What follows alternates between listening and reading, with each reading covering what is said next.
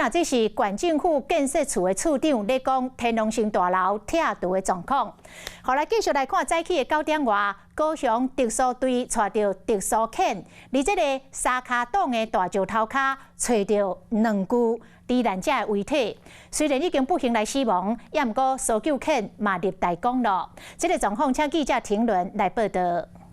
好的主播，从画面中可以看到，一只黑色脸庞、棕褐色身躯的狗狗正在一大片沙土上行走，还不停用自己的鼻子东闻西闻，努力的想要找到失踪者的位置。一旁的特搜队员也不停歇，沿着陡峭山壁不断搜索。尽管路途艰辛，仍不放弃。我们赶快来看一下现场的状况。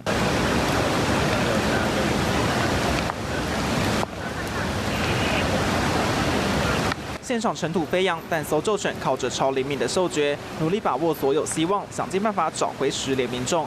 而就在今天上午，狗狗也立下大功，由高雄特搜领犬员陈梦红带上这只叫做船八的搜救犬，跟花莲、屏东以及军方等单位，在沙卡当步道寻获2具罹难者的遗体。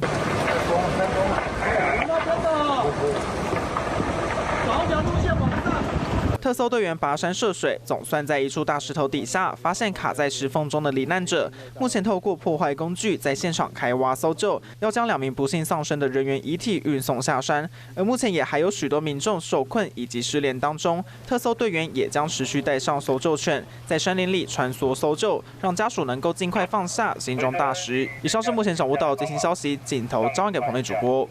Hello， 我是林仙怡。想要抢先掌握最及时的新闻资讯吗？赶快订阅、按赞、开启小铃铛，锁定华视新闻 YouTube 频道。